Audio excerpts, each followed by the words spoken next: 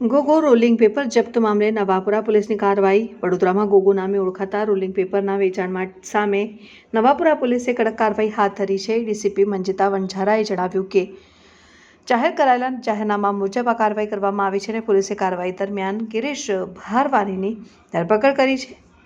તપાસમાં સામે આવ્યું છે કે ગોગો રોલિંગ પેપરમાં નશાકારક પદાર્થ નાખીને નશો કરવામાં આવે છે. હાલના તબક્કે ગોગો પેપર મામલે જાહેરનામા ભંગનો ગુનો નોંધવામાં આવ્યો છે. નવાપુરા પોલીસે કુલ 56 બોક્સ ગોગો પેપર જપ્ત કર્યા છે અને પોલીસ દ્વારા આરોપી સાથે કઈ એજન્સી સંકળાયેલી છે અને આ રોલિંગ પેપર ક્યાંથી આવે છે તે બાબતે વધુ તપાસ હાથ ધરવામાં આવી છે. પોલીસે સ્પષ્ટ કર્યું કે ગોગો પેપર માત્ર એક કંપનીનું નામ છે અને તેને સામાન્ય રીતે રોલિંગ પેપર તરીકે ઓળખવામાં આવે છે અને આરોપી વિવિધ ગલ્લાઓ પર આ રોલિંગ પેપરનું વેચાણ કરતો હોવાનું તપાસમાં બહાર આવ્યું છે. હાલ સમગ્ર મામલે નવાપુરા પોલીસ દ્વારા ઊંડાણપૂર્વક તપાસ ચાલુ રાખવામાં આવી છે.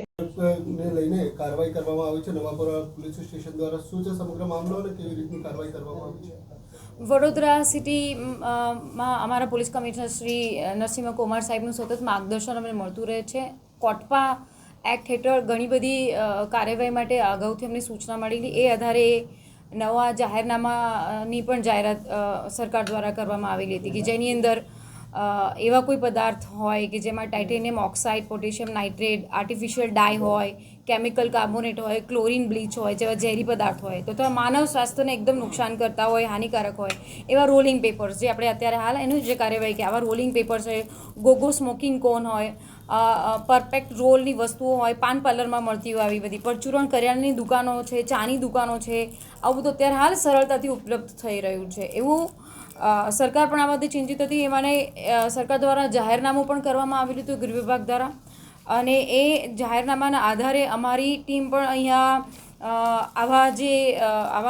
આવા કોઈ પદાર્થોનું વેચાણ થઈ રહ્યું છે, આવી જે પણ માનવ સ્વાસ્થ્યને હાનિકારક હોય, છોકરાઓ નાની યુવા પેઢી છે કે જે આવી રીતે ડ્રગ્સનું સેવન આના માધ્યમથી પણ કરતી હોય, ડ્રગ્સ અથવા કોઈ પણ નશીલા પદાર્થોનું સેવન, તો એ ધ્યાને આવતા અમે આ ઘણો બધો મુદ્દામાલ સીઝ કર્યો છે અને આ જાહેરનામા ભંગની કાર્યવાહી કરી અને ગુનો પણ નોંધેલો છે.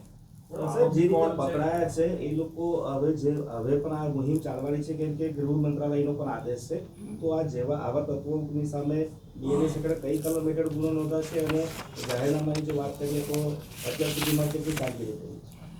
આ સચિવાલયના 16/12/2025ના જે જાહેરનામું ગઈકાલે પ્રસિદ્ધ થયું જેની અંદર ભારતીય ન્યાય સંહિતાની કલમ 223 મુજબ આ ગુનો દાખલ કરવામાં આવેલો છે, જેની અંદર આપણને જે ઇસમ છે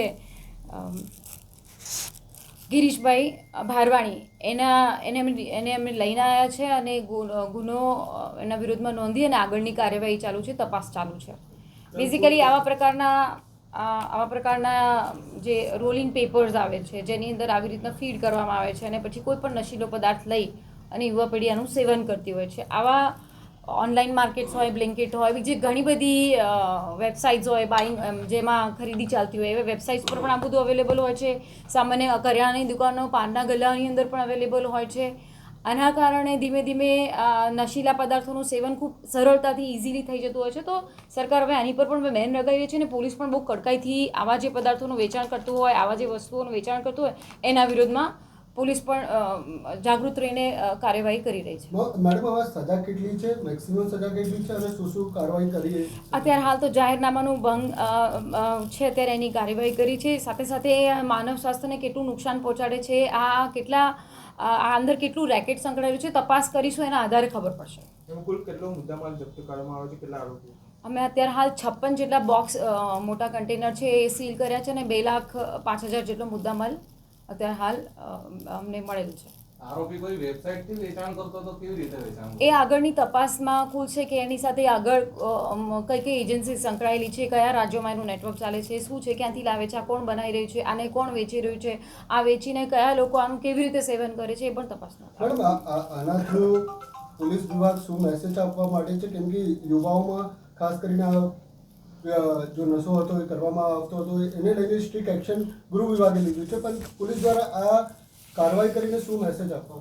વડોદરા શહેર પોલીસ પણ આમાં સતત અગ્રેસર રહી છે. આ પ્રકારની કાર્યવાહી જેવી અમને અમારા સીપી નરસિંહ કુમાર સાહેબે જેવો અમને બધાને ગાઈડ કર્યા હતા અને સરકારશ્રીના પણ સતત માર્ગદર્શન હેઠળ અમારી પાસે જાહેરનામા પણ મળ્યા છે.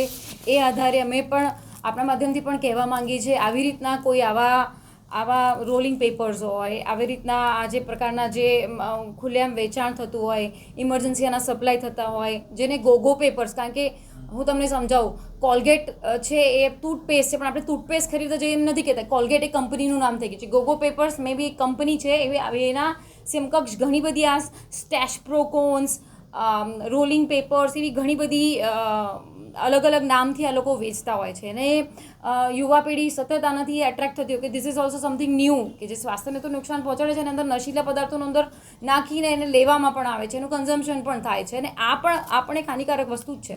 તો આપના માધ્યમથી અમે એ જ કહેવા માંગીએ છીએ કે આપણે બધા જાગૃત થઈએ અને જે આવું વેચાણ કરતા હોય એની ઉપર તવાઈ લગાડીએ. જે વેચાણ કરતો હોય એ ખોટી રીતે વેચાણ કરતો હોય તો પોલીસને પણ ધ્યાને મૂકો અને આપણે પણ સામૂહિક રીતે કાર્ય કરીને આપણી યુવા પેઢીને આ ગંદકી તરફ લઈ જતા બચાવીએ. મેડમ, આના માટે કોઈ ડ્રાઈવ ચલાવવામાં આવશે કે ટીમો બનાવીને તપાસ કરવામાં ના, અત્યારે હાલ 2 દિવસથી અમારા વડોદરા સિટીમાં બહુ સઘન રીતે આ ડ્રાઈવ ચાલી રહી છે અને આની કામગીરી દેખાઈ પણ રહી છે. વેપારીઓને ખાસ કંઈ અપીલ કરવા માંગો છો? યસ, વેપારીઓ છે, નાના નાના દુકાનવાળા છે, ગ્રોસરીવાળા છે, પાનના ગલ્લાવાળા છે, ઓનલાઈન પ્લેટફોર્મવાળા છે, એમને પણ કહીએ છીએ કે if you are doing this, તમે આ જો કાર્ય કરી રહ્યા છો તો પોલીસની સતત નજર છે અને આ ઇલીગલ વસ્તુ છે. આને પ્રોત્સાહન ના મળવું જોઈએ. આપણી યુવા પેઢીને આપણે બધા ભેગા થઈને બચાવીએ.